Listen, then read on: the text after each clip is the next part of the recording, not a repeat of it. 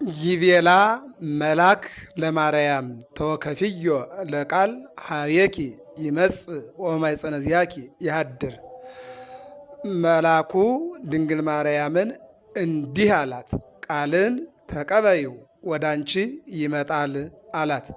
በስመ አብ ወወልድ ወመንፈስ ቅዱስ አሐዱ አምላክ አሜን። በዓለም ላይ የምትኖሩ ኦርቶዶክሳውያን የእግዚአብሔር ልጆች ሰላም እግዚአብሔር ይብዛላችሁ። ግንቦት 21 ቀን የእመቤታችን ንጽሕተ ንጹሐን ቅድስት ድንግል ማርያም ከ33ቱ በዓላተ እግዝእትነ ማርያም አንዱ ነው።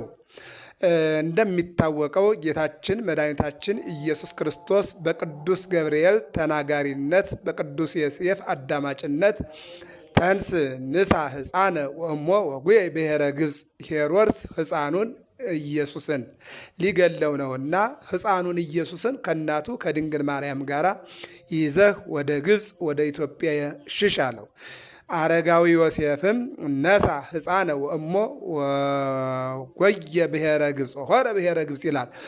ሕፃኑንና እናቱን ይዞ ወደ ግብፅ ሸሸ። ወደ ግብፅ በሚጓዙበት ሰዓት ጌታችን መድኃኒታችን ኢየሱስ ክርስቶስ ይችን ደብረ ምጥማቅን ለእናቱ ለድንግል ማርያም ከትንሽ ጊዜ በኋላ በስምሽ ገዳም ይገደማል፣ ቤተ ክርስቲያን ይሰራል፣ በዚያም እናትነትሽ ፍቅርሽና አማላጅነትሽ ይልቁንም ደግሞ ከልጅሽ የተሰጠሽ የብርሃንነት ድርሻሽም ደግሞ ለእኔ በደብረ ታቦር እንደታየ አንቺ ደግሞ በደብረ ምጥማቅ ይታያል ብሏት ነበርና በዛሬው ዕለት በደብረ ምጥማቅ በቤተ ክርስቲያኑ ጉልላት ላይ ሆና ማለት ነው።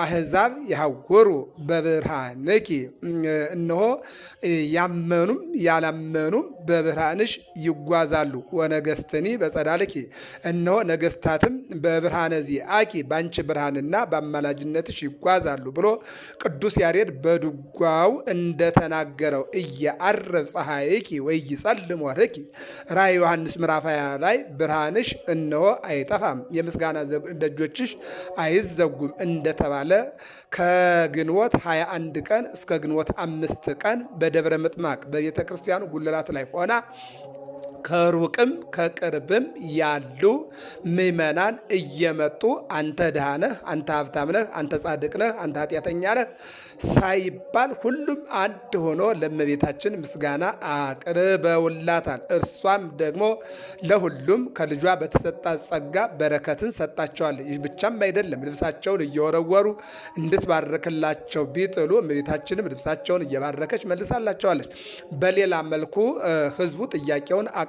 5 ቀን አንዳንዶቹ ከሞቱት መካከል ሙሴን አምጭልን እንደ ልጅሽ በደብረ ታቦር ሙሴን አምጥቶ ብርሃነ መለኮቱን እንዳሳየው ያንቺንም ይህ ብለው ሲጠይቋት ሙሴን አምጣዋለች። እንዲሁም ደግሞ ከብሔረ ሕያዋን አንዱን አምጭልን ሲሏት እዝራን አምጣላቸዋለች። እንዲሁም ደግሞ ከአዲስ ኪዳን ሲጠይቋት ከሞቱት መካከል አንዱን ገብረ ክርስቶስን ከተሰወሩት መካከል አቡነ አረጋዊን እያመጣች አሳይታቸዋለች። ሲቀጥል ደግሞ ሰማዕታት በፈረስ እየመጡ ሰግደውላታል። ቅዱስ ጊዮርጊስ በነጭ ፈረስ፣ ቅዱስ መርቆሬዎስ በጥቁር ፈረስ፣ ቅዱስ ገላውዴዎስ በቀይ ፈረስ እየመጡ ምስጋና አቅርበውላታል።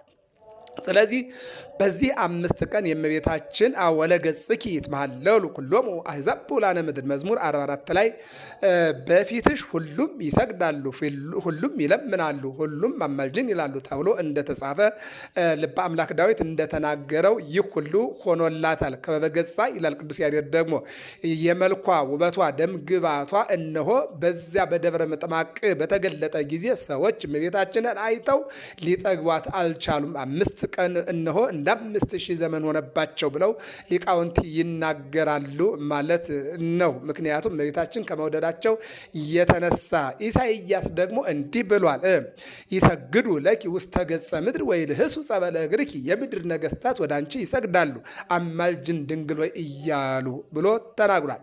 እንዲሁም ደግሞ ልበ አምላክ ዳዊት ወትቀውም ንግሥት በየማንብከ በአልባሰ ወርቅ ወጽፍቶ ብርት፣ ንግሥቲቱ ቀይ ግምጃ መጎናጸፊያ ለብሳ ትቆማለች እንደተባለው በደብረ ምጥማቅ ቀይ ግምጃ ለብሳ ለ5 ቀን ለአሕዛቡም ለአማኙም ለያማኙም ለሁሉም ታይታቸዋለች። ደብረ ምጥማቅ እንግዲህ ይሄ ሳምንት በእመቤታችን የእናትነት ጉዞዋ የታወቀበት ነው። አንድ አባ ጽጌ ድንግል የተናገረውን ማኅሌተ ጽጌ እንውሰድና እንጨርሰው። አመት በርቂ በደብረ ምጥማቅ 5 ዕለታተ 5 ቀን ሙሉ በደብረ ምጥማቅ በታየሽ ጊዜ እነሆ ፊትሽ አማላጅነትሽ ይልቁንም ደግሞ እናትነትሽ ብርሃንሽ አስተማሪ ነበረ ብሎ ተናግሯል። ማለት ማርያም ማለት የብዙዎች እናት ማለት ነው። የብዙዎች እናት ስለሆነች ለብዙዎቹ ታየቻቸው ማለት ነው። ማርያም ማለት እነሆ ምልዕተ ጸጋ ወይም ደግሞ ጸጋው ሀብት ማለት ነው። ለጊዜው ለእናት አባቷ ለሐናና ለኢያቄም ሀብት ሆና ትሰጣለች። ፍጻሜው ግን ለሁላችንም ላመነውም ላላመነውም ሀብትና ጸጋ ሆና ትሰጣለች። እነሆ እመቤታችን የሁሉ ሀብት ናት። ለድሃውም ለሀብታሙም ለካህኑም ለምእመኑም ለሁሉም እንደየእምነቱ እናት ሆና ትሰጣለች ማለት ነው። እንደገና ደግሞ መትተ ፈጣሪ መልዕልተ ፍጡራን ከፈጣሪ በታች ከፍጡራን በላይ አራቂተ እግዚአብሔር ሕዝብና እግዚአብሔርን ያስታረቀች ጥላቻ በበዛበት ዘመን አስታራቂ በጠፋበት ዘመን እግዚአብሔርንና ሕዝብ እግዚአብሔርን ያስታረቀች ጨለማ እንዲገፈፍ ብርሃን እንዲተካ ሞት እንዲወገድ ትንሣኤ እነሆ እንዲመጣ ይልቁንም ደግሞ የጨለማው ዘመን ተገፎ የብርሃን ዘመን እንዲመጣ ያደረገች ናት ማለት ነው። ሌላው ማርያም ማለት እነሆ በቅዱስ ሉቃስ አነጋገር እነሆ ፍጽምት ትባላለች። ለጊዜው ደምግባቷ ነው። ደምግባቷ እነሆ ፍጹም የሆነ ደምግባት ነው ያለው። ፍጻሜው ግን ንጻ ስጋ፣ ንጻ ነፍስ፣ ንጻ ህሊና አስተባብራ ይዛለችና ፍጽምት ትባላለች ማለት ነው። ሌላው እነሆ እናታችን ድንግል ማርያም መርህ ለመንግስተ ሰማያት ትባላለች። መንግስተ ሰማያት መርታ የምታስገባ ስለሆነ ማለት ነው።